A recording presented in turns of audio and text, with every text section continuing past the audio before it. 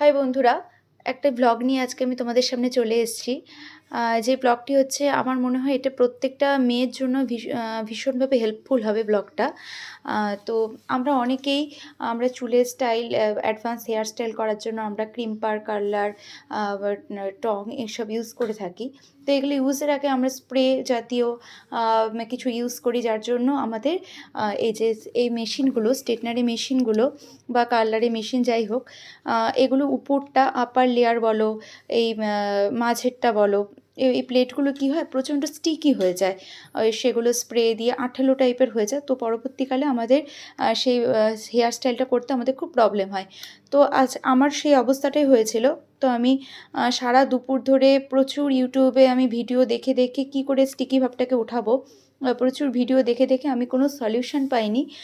তো তারপরে আমি বিভিন্ন কিছু ট্রাই করলাম, স্পিরিট, অ্যালকোহল, তারপর হচ্ছে জল দিয়ে ভেজা কাপড় দিয়ে বিভিন্নভাবে রাব করলাম, কিন্তু কোনোভাবেই স্টিকি ভাবটাকে আমি বের করতে পারলাম না।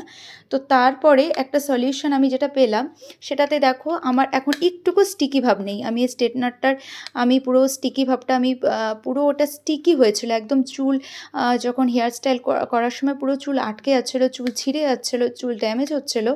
তো তারপরে আমি এই যে তোমাদের সামনে নিয়ে আসি, এই যে দেখো বেকিং, এটা হচ্ছে তোমার হচ্ছে বেকিং সোডা এবং ভিনিগার, এই দুটো একদম অল্প পরিমাণে কোয়ান্টিটি করে একটা বাটির মধ্যে আমি অ্যাড করলাম। এটা একটা মিক্সচার তৈরি করে নিলাম। তো তারপরে সেটা দিয়ে এই যে আমি পুরো এখন ক্রিম পাড়টা, আমি একটু আগে স্ট্রেটনারটা পুরো ঘষলাম, তো এখন আমি ক্রিম পাড়টা ঘষছি। দেখো ক্রিম পাড়ের উপরটা আমার স্টিকি হয়েছিল, এই দেখো প্রচুর আঠা।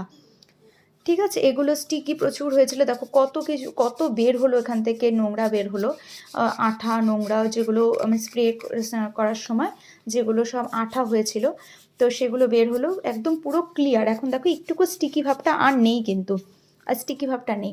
তো তোমাদের যাদের এই আমার মতো সমস্যাগুলো আছে, তোমরা জাস্ট একবার ট্রাই করো। আমি তো প্রচুর ইউটিউব ঘেটে আমি কোনো সলিউশন না পেয়ে নিজেই সলিউশনটা বের করলাম। তো তোমরা ইউটিউব ঘেটে আশা করছি আমার মতো কিছু পাবে না, কিন্তু আমি যে প্রসেসিংয়ে বললাম, তোমাদের যদি কারো এরকম কোনো হেয়ার মেশিন এরকম স্টিকি ভাব হয়ে থাকে, প্লিজ এই মিক্সচারটা তৈরি করে তোমরা একটু অ্যাপ্লাই করে তোমরা এরকম করে রাব করবে কাপড় দিয়ে, শুকনো সুতির কাপড় দিয়ে রাব করবে।